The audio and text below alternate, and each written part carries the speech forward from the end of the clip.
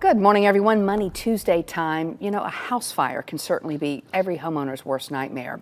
Something we don't want to think about, but we should prepare for just in case, because in the long run, being prepared can mean everything if a fire happened. Stuart Welch from the Welch Group joins us this morning to talk about this. Good morning. Good morning. So I think a lot of people may be thinking, well, why is the Welch Group investor guy telling us things about this? But it has to do with your finances, doesn't it? So if your house, actually I had a friend of mine whose house burned to the ground, and of course they lost everything. And I asked people, well, if that happened to you, could you, for the insurance company, come up with a list of everything that's in there? And because you have like a blanket coverage, but it may not be everything you have in your home that you need replacing. you may have plenty of coverage, but you don't have the list. Like you think of your bookshelves.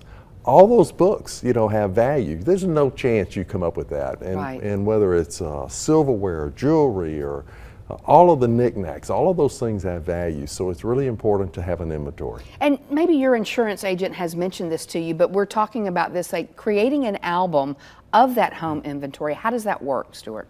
Yeah, so I think what makes it really nice is this thing right here, the smartphone. Makes it a lot easier to Yeah, so everybody has one. So you've got the smartphone, and I think you go to your photo section, you set up an album, and let's call it home inventory. And within that album, you might want to set up subcategories like my living room, the master bedroom. just so it's easy to access. Easy to find. There might be a subcategory that's jewelry. However you want to set it up that makes sense to you. And then you want to go in there and you take photos or videos. So I think videos is actually easier. So you think of like going through and video in a room. You can capture everything really quickly. Right. And then you may want to come back with photos of things that you need a lot of details around. Now, a lot of people know what the cloud is, the iCloud. Some people may not have those kind of phones. So it's something easy, though, that you can access. And that's where you say it needs to be kept. Well, I think if you kept it in your phone, the phone's likely to be in your home. Right. So, you want to be sure that you have this record somewhere else. And most of these phones have access to the iCloud, and just make sure that it's up in the iCloud. Yeah. And then you're going to buy stuff and maybe get rid of stuff. But if you buy stuff, you want to keep this up, keep it up to date. So it's a little bit of a project. It's something that might take 1 or 2 or several hours. And I just tell people to go at your own pace. Pick a room. Sure. And go through and video it.